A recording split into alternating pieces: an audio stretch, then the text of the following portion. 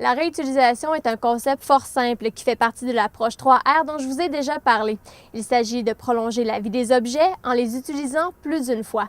On peut appliquer la réutilisation à plusieurs sphères de notre vie, suffit seulement d'un peu d'imagination. À Bioéthique cette semaine, en plus de rencontrer Cynthia Wagner de l'organisme Transfert Canada, je vous propose de visiter deux entreprises qui ont opté pour la réutilisation et la récupération.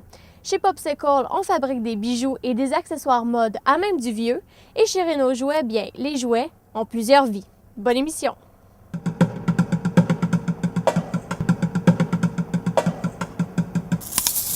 Ouh!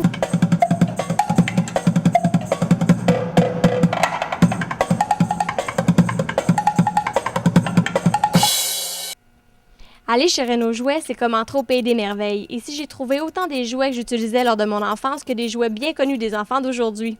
Chose certaine, ici, tout le monde s'y plaira. Les bananes en pyjama descendent de pas à pas. Les bananes en pyjama descendent de deux à deux. Les bananes en pyjama pour chasse sont amusants. Les ours sont malicieux qui voudraient les prendre à Des la bananes en queue. pyjama, en passant par les pierres à feu, Garfield, sans oublier Spider-Man. Vous les trouverez tous chez Renault Jouets, la caserne d'Ali Baba des enfants. Le Playmobil, on n'en a pas beaucoup. On a une demande croissante. On a du Lego, on a du Mega Block, on a des livres, on a des jeux de société, des casse-têtes, des toutous, des hochets, le 0-2 ans. On a les sauveteurs du monde qui sont encore à la mode. Nous avons aussi toutes les figurines qu'on peut imaginer. Ouvert depuis 2006, l'histoire de Renault Jouets remonte au début des années 2000. Renault Jouets a commencé à la base parce que j'avais un cours à terminer à l'université, puis c'était sur la création d'une entreprise fictive, de A à Z. J'ai eu l'idée, je me suis dit, je me promenais dehors avec mes enfants, puis je voyais, c'était la journée des monstres. Maintenant, ça n'existe plus. Puis je trouvais que les gens jetaient le chou gras, il y avait plein de jouets dans la rue, puis je me disais, ça pourrait servir à d'autres. Alors, j'ai participé, il y avait Play It Again Sports, on va faire Play It Again Toys. Des boîtes remplies de jouets, il y en a. Seulement l'an dernier, Renault Jouets recueillait 180 tonnes de jouets. Dès que l'enfant ne joue plus avec le jouet, les parents, ce qu'ils font, c'est pour faire de la place pour les autres. Donc, ils nous les redonnent, puis nous, on les met en tablette. Puis on en fait partager des jeunes qui en ont besoin. Parce qu'il faut le dire, Renault Jouets ne fait pas que récupérer des jouets pour les revendre. Près de la moitié est donnée aux enfants dans le besoin.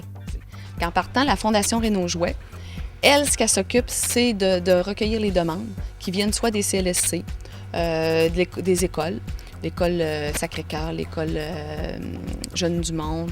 On a aussi, on donne à Chandler, à Bonaventure. On est à Roberval avec les pompiers de Roberval, Chibougamau. On donne à Montréal avec Moisson Rive-Sud. Et je viens d'avoir une demande de l'accueil Bono. Fait que ça vous donne une idée. On est partout, mais on est aussi à l'international. On donne au Guatemala, Rwanda, Haïti, Cuba et Laos, mais c'est toujours par le biais de d'autres organismes qui nous font des demandes. Puis on s'assure que ça va aller vraiment à des enfants défavorisés. Recueillis en grande partie par les pompiers, les jouets seront inspectés minutieusement par les employés bénévoles. Quand les jouets arrivent ici, ils sont traités, sont triés. C'est souvent un jouet qui va être brisé, cassé, bien malheureusement, c'est le 10 % de perte qu'on a. Mais en général, si on a une maisonnette, on n'a pas de bonhomme, bien, on y met des bonhommes. Si c'est l'inverse, on a des bonhommes puis il nous manque la maisonnette, alors on complète certains jouets.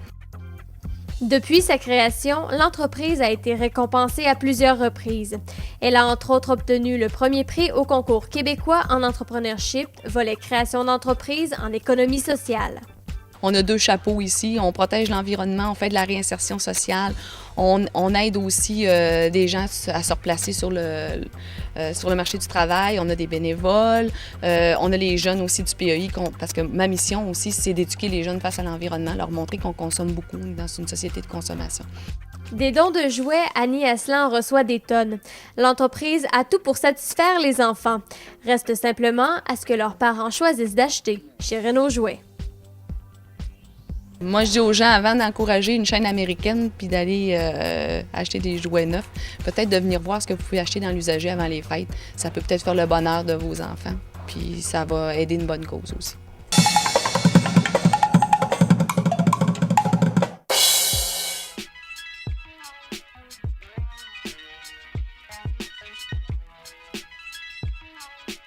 Transfert Canada, nous sommes une organisation sans but lucratif.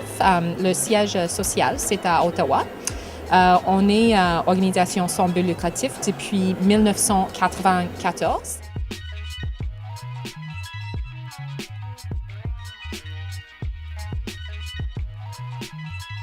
Transfer Canada est membre de Fair Trade Labeling Organizations International, FLO, oui. Et nous sommes membres fondateurs de cette organisation. Nous sommes ce qu'on appelle une initiative de labellisation, c'est-à-dire que nous avons l'autorité d'afficher le logo certifié équitable sur les produits qui proviennent des associations de production certifiées par FLO.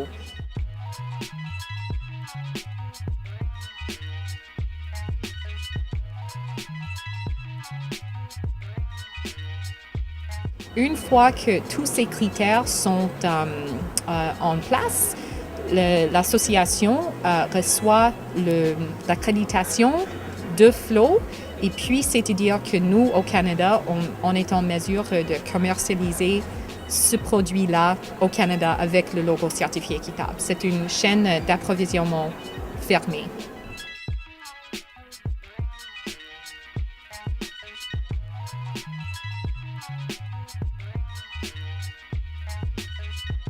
Depuis 1994, on a un taux de croissance de 50% chaque année. Et ça, c'est pas comme 50% une année, c'est chaque année.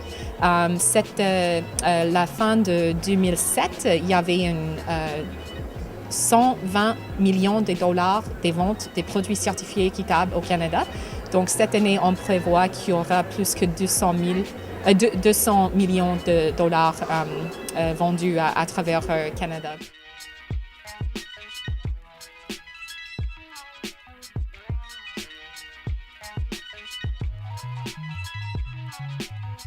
On peut acheter le thé certifié équitable, donc pourquoi pas une thé certifié équitable, parce que c'est la même chose. Ils reçoivent un prix décent et ils peuvent être en mesure d'améliorer les conditions de vie propres. Et c'est vraiment une utile pragmatique pour le développement quotidien et pour le développement international. Et c'est vraiment quelque chose qu'on peut faire à la quotidienne. Donc, c'est super.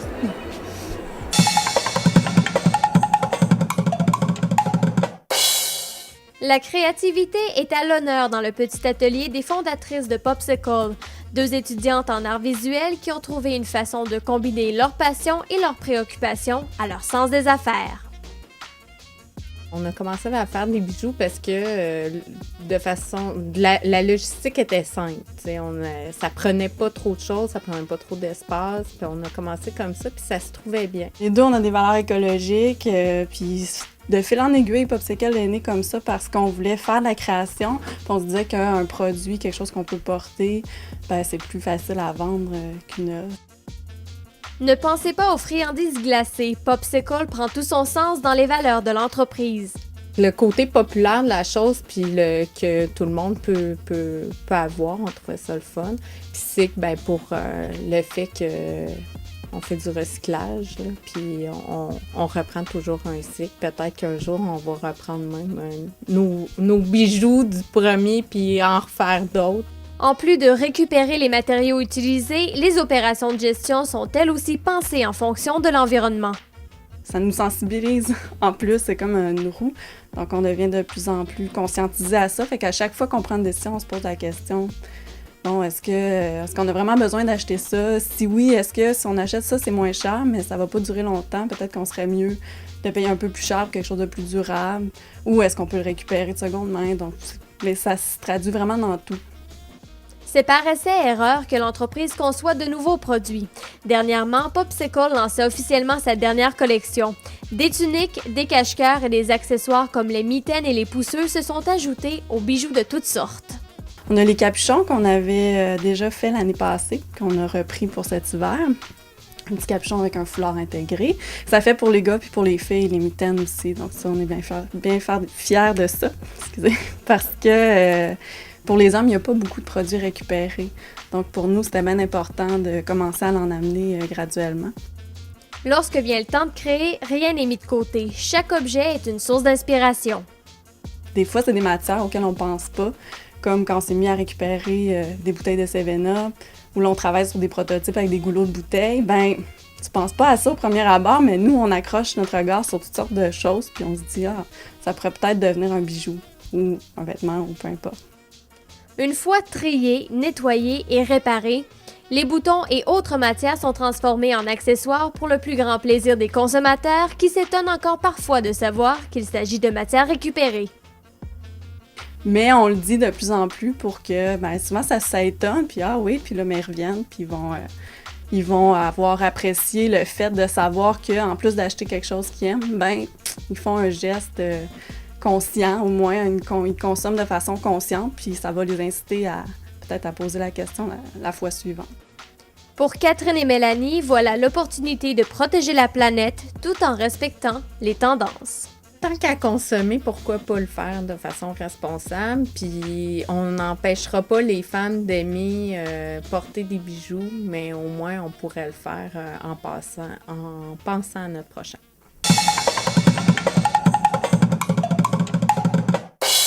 Saviez-vous que l'empreinte écologique, c'est la mesure de la surface de la Terre qui nous est nécessaire pour répondre à nos besoins? Et dites-vous que le moindre petit geste posé a une incidence sur cette dernière. Par contre, c'est possible de poser des actions concrètes pour réduire notre impact sur l'environnement. Par exemple, assurez-vous que vos robinets sont bien fermés et surtout ne laissez pas couler l'eau pour rien, notamment lorsque vous vous brossez les dents. Dans le cas de la voiture, essayez de réduire vos déplacements, peut-être en utilisant le transport en commun, le covoiturage ou simplement en choisissant d'aller à pied au petit dépanneur d'à côté.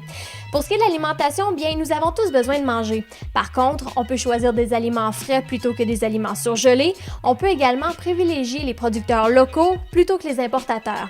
C'est également le cas lorsque vient le temps de s'acheter des vêtements, des accessoires ou toute autre sorte de produits. Vous voyez, c'est possible de minimiser votre empreinte sans pour autant virer à l'envers vos habitudes de vie. Pour connaître votre empreinte écologique, plusieurs sites Internet vous proposent des tests. Je vous suggère celui de l'Organisation mondiale de la protection de l'environnement, où on vous proposera également de prendre un engagement pour réduire votre empreinte écologique. D'ici l'obtention de vos résultats, bien soyez attentifs, parce que les moindres gestes posés peuvent avoir un impact sur la santé de la planète.